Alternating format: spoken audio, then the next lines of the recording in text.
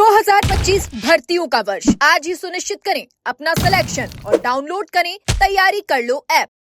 नमस्कार, एजुकेशन नगरी में आपका स्वागत है और मैं हूं आपके साथ विनीत।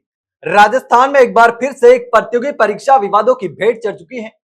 बुधवार को जयपुर में स्टेनो स्किल भर्ती परीक्षा का आयोजन किया गया था, जिसमें तीसरी पारी की भर्ती परीक्षा स्टेनो स्किल टेस्ट के दौरान डिक्टेशन की आवाज स्पष्ट नहीं आ रही थी। इसके बाद कर्मचारी चयन बोर्ड ने जहां एक ब्लॉक में फिर से स्किल टेस्ट का आयोजन करवा दिया, जबकि 2 ब्लॉक के अभ्यर्थियों को एग्जाम सेंटर से बाहर कर दिया गया, जिसके बाद से 1200 अभ्यर्थी दोबारा एग्जाम करवाने की लगातार मांग कर रहे हैं। लेकिन इसी बीच जब दूसरे दिन परीक्षा हुई तो उसमें भी बड़ी गड़बड़ी का मामला सामने आया है, जिसमें छात्रों को आवाज क्लियर सुनाई नहीं दे रही थी। गुरुवार को पहली शिफ्ट के कुछ अभ्यर्थियों ने परीक्षा के दौरान व्यवधान के चलते वॉइस ठीक से सुनाई नहीं देने की शिकायत करी थी। वे अपनी शिकायत लेकर बोर्ड कार्यालय भी पहुंचे थे।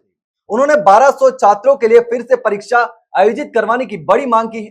उनका कहना है कि बोर्ड द्वारा की गई कार्रवाई में केवल हंगामा करने वाले छात्रों को ही फायदा मिला है, जबकि जो अन्य छात्र शिकायत कर रहे थे उनकी कोई सुनवाई नहीं हुई। इन छात्रों का कहना था कि बुधवार को तीसरी पारी में परीक्षा के दौरान डिक्टेशन में लगातार व्यवधान उत्पन्न हो रहा था। उन्होंने उस वक्त बोर्ड से शिकायत भी करी थी, लेकिन उनकी समस्याओं का समाधान नहीं किया गया। इसके बावजूद हंगामा करने वाले छात्रों की परीक्षा का आयोजन फिर से किया गया। इन छात्रों ने अपने अनुभव को बोर्ड के सामने रखा और अपनी मांग को दोहराया कि उन्होंने भी समान रूप से अवसर मिलना चाहिए। इस मुद्दे पर बोर्ड के अध्यक्ष आलोक राज का कहना है कि तीसरी पारी में जिन लैब्स के अभ्यर्थियों ने आवाज में व्यवधान की शिकायत की थी, उनकी परीक्षा फिर से आयोजित करवा दी गई।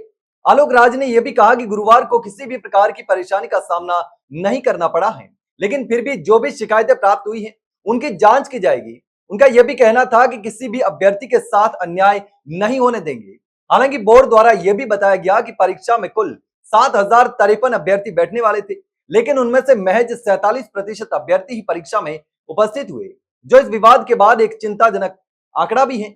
इस पूरे विवाद के बाद छात्रों का गुस्सा और उनके तर्क ये दर्शाते हैं कि परीक्षा प्रक्रिया में सुधार की आवश्यकता है, ताकि भविष्य में ऐसी समस्याओं का सामना ना करना पड़े। ऐसे में अब जब तक इस मामले की निष्पक्ष जांच नहीं होती, तब तक छात्र अपनी मांगों को उठाते रहेंगे। अब यह देखना होगा कि बोर्ड इस विवाद को किस तरह से सुलझाता है और क्या अब इन छात्रों को दोबारा एग्जाम देने का मौका मिलता है या फिर नहीं।